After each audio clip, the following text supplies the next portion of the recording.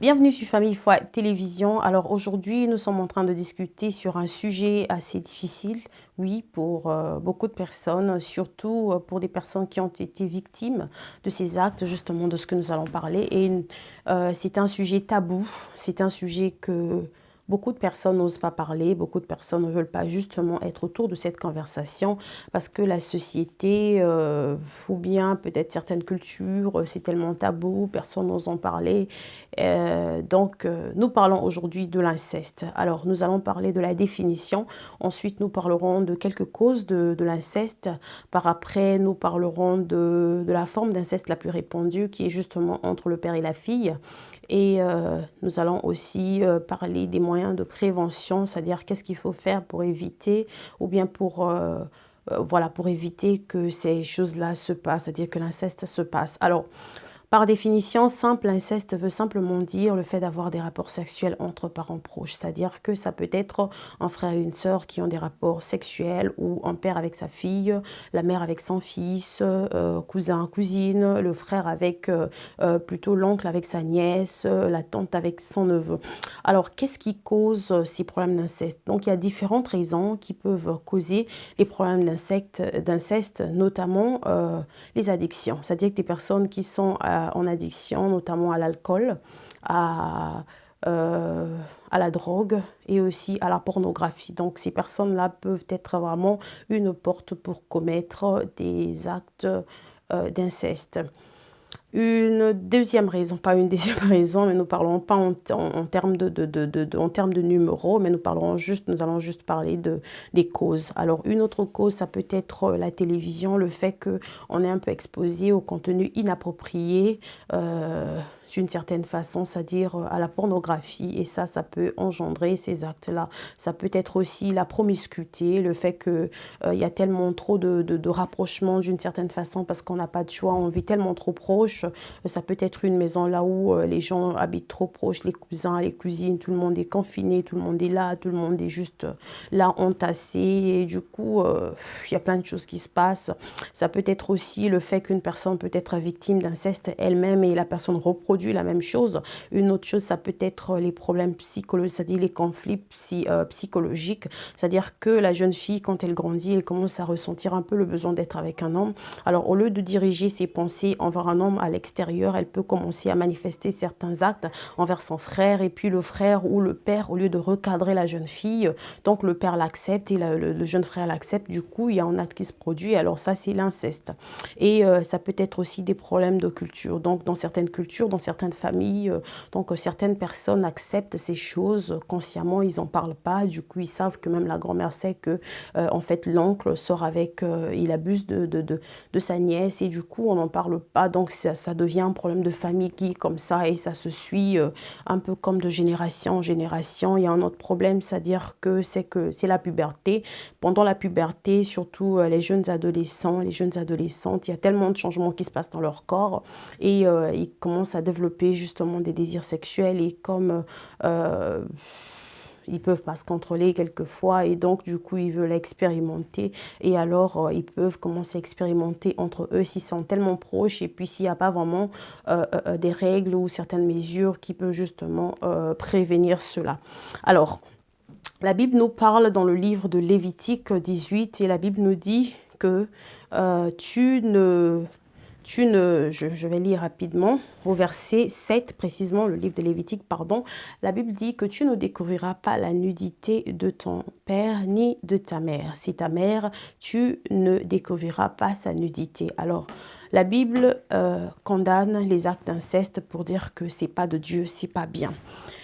Et lorsque nous regardons, comme j'ai dit que nous allons parler de l'inceste entre le père et la fille, alors lorsque nous regardons ce qui se passe un peu trop souvent, comme c'est la forme la plus répandue, c'est-à-dire que le père et sa fille, même dans l'inceste entre le père et sa fille, il y a deux formes dans cette forme-là même.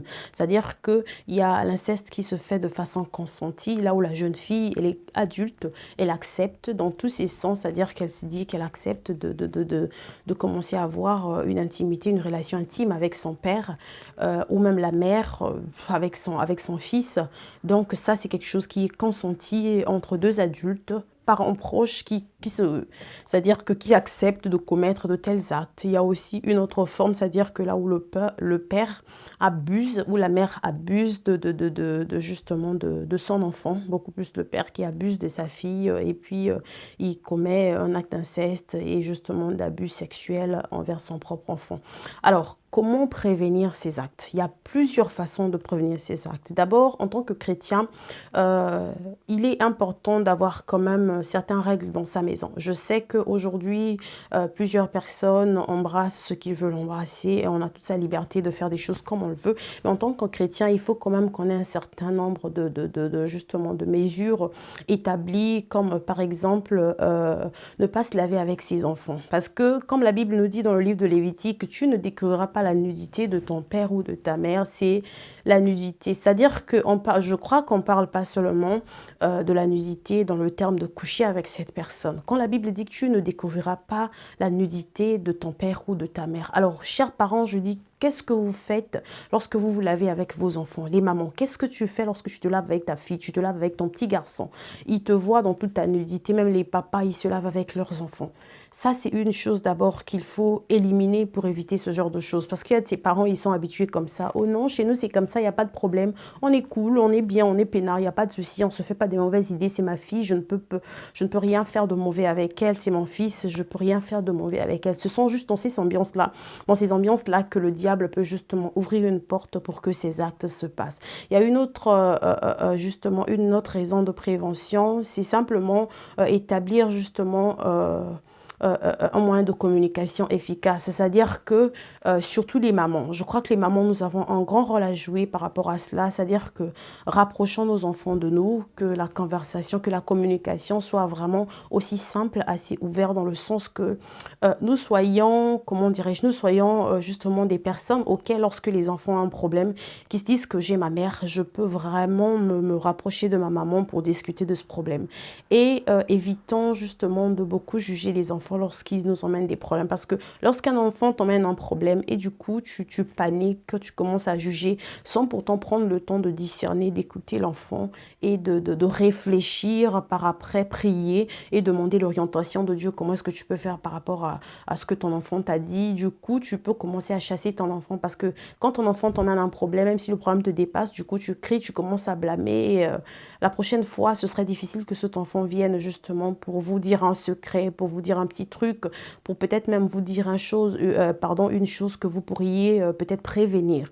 Alors, c'est justement ça. Donc, cultivant la bonne communication, les bonnes relations, soyons vraiment des parents qui ouvrent des portes pour que les enfants, justement, viennent nous parler, dialoguer avec nous en toute liberté. Et il y a aussi le fait de communiquer clairement. C'est-à-dire que qu'on parle à nos enfants, surtout les petits-enfants, qu'on parle à nos enfants de la façon dont nous pouvons quelquefois sensibiliser nos enfants concernant les règles, concernant la puberté et autres, que nous puissions également parler de ces choses. Il ne s'agit pas seulement d'un signe de se dire que l'enfant connaît que c'est son frère, l'enfant connaît que c'est sa sœur. Non, il faut encore parler, dire que c'est ton frère, on ne commet pas de tels actes, de telles choses entre son frère, entre sa sœur. Et ton papa n'a pas le droit de te toucher de telle façon, qu'il y ait quand même des valeurs et des choses établies et bien définies, c'est-à-dire que les enfants et les parents, tout le monde sache que ça se discute au simple, assez ouvert, c'est-à-dire que le papa ne peut pas toucher sa fille de tel côté, de telle façon, de telle manière, et que le frère ne peut pas toucher son petit frère, sa sœur, de telle façon, de telle manière. Que toutes ces choses soient ouvertes, soient claires pour éviter ces problèmes d'inceste. Aussi, si vous avez peut-être une maison qui est petite, là où les enfants, les frères et les sœurs dorment ensemble, en tout cas, essayons d'éliminer cela le plus que possible. C'est-à-dire que les filles ont leur chambre, que les garçons ont leur chambre. Et je crois que par rapport à cela, beaucoup de parents le font et beaucoup de parents l'ont compris.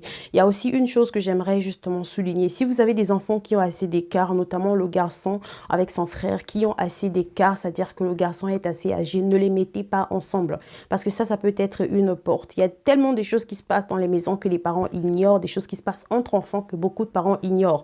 Quand vous sortez, surveillez vos enfants, ne laissez pas seulement vos enfants seuls, parce que je sais que le grand frère est là, la grande sœur est là. Même si vous les laissez seuls, conversez avec vos enfants, parce que Un enfant peut vous dire des choses que vous pouvez prévenir. Il est mieux de prévenir que de guérir. Alors, certainement, je vais revenir avec euh, beaucoup plus de raisons pour faire justement comment prévenir les problèmes d'inceste.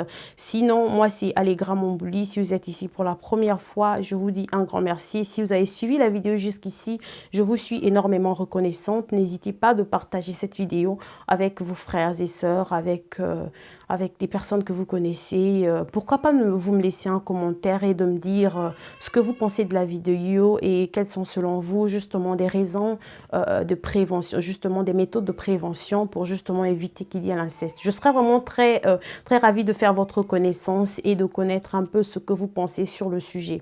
Sinon, on se retrouve très bientôt dans la vidéo prochaine et je suis très contente pour tous les nouveaux abonnés et pour les anciens abonnés, vous tous qui revenez. En tout cas, je vous suis reconnaissante. Que Dieu vous bénisse. Sinon, on se retrouve très bientôt à la vidéo prochaine et portez-vous bien. Lavons-nous les mains, restons à la maison jusqu'à ce que tout redevienne à la normale et on se retrouve très bientôt. Bye bye. God bless you.